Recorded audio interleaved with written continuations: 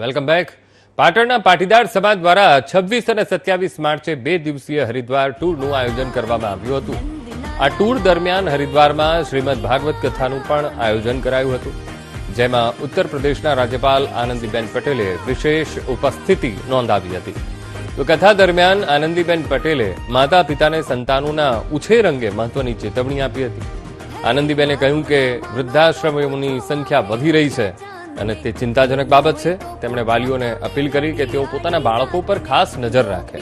આનંદીબેન પટેલે એક વ્યવહારુ ઉદાહરણ આપતા કહ્યું, જો તમારી દીકરી અત્યાર સુધી તમારી સાથે બેસીને વાત કરતી હોય અને અચાનક ફોન આવતા બીજા રૂમમાં જઈને ધીમેથી વાત કરવાનું શરૂ કરે તો સમજી જજો કે કંઈક ખોટું થઈ રહ્યું છે. તેમણે ભાર મૂક્યો કે આમાં શંકા કરવાને બદલે સાવચેતી રાખવી જરૂરી. તેમણે દીકરા દીકરી બંનેના વર્તન પર નજર રાખવાની વાલીઓને સલાહ આપી. પાટણમાં આનંદીબેનના આ નિવેદનને લોકોએ ગંભીરતાથી લીધું. પાટીદાર સમાજના કાર્યકર્તાઓ અને સામાન્ય લોકો આ ચેતવણીને આવકારી રહ્યા છે.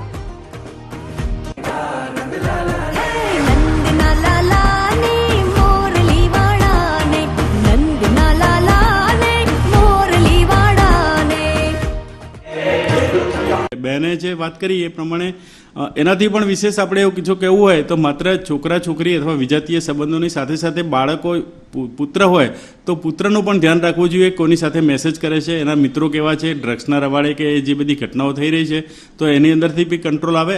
સૌથી પહેલી ફરજ મા બાપની જ છે, એના પછી આવે છે શિક્ષકો એમને કેર કરી શકે ને એના પછી આવે છે સમાજ. એટલે કે દરેક મા બાપને એમના બાળકોને જો સાચવવા હશે તો બીજા કરતાં મેઇન ઇન્ટરનલ રોલ ગણો કે એક્સટર્નલ રોલ ગણો માતા અને પિતાનો રહે છે. એમાં પણ સૌથી વધારે રોલ તો માતાનો જ રહે છે, કેમ કે સૌથી વધારે સમજી શકે છે માતા જ. એટલે એમના નિવેદન પ્રમાણે હું 100% એમની વાત સાથે સહમત છું. બધાની હાજરીમાં કોઈનો ફોન આવે અને જવાબ આપે તો બહુ સરસ, અને જો ના આપે તો તમારે એક એના વિશે વિચારવાજનક વાત છે એમ કે આપણું બાળક ક્યાં પહોંચી રહ્યું છે એમ. તો આપણે બાળક થઈને આપણે પિતા થઈને એને પૂછી જોઈએ કે આપણું બાળક ક્યાં જઈ રહ્યું છે આજના યુગમાં.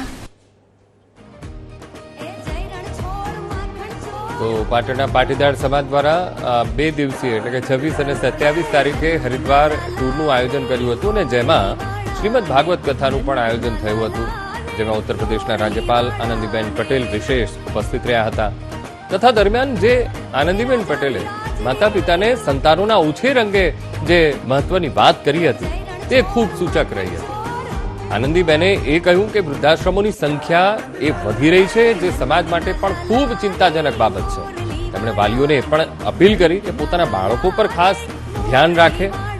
એક વ્યવહારુ ખાસ તો ઉદાહરણ આપ્યું હતું જે ખૂબ સૂચક રહ્યું હતું. કહ્યું કે જો તમારી દીકરી અત્યાર સુધી તમારી સાથે બેસીને વાત કરે તો બધું ઠીક છે, પણ જો ફોન આવે, બીજા રૂમમાં જાય, ધીમેથી વાત કરે તો સમજી જવાની જરૂર છે.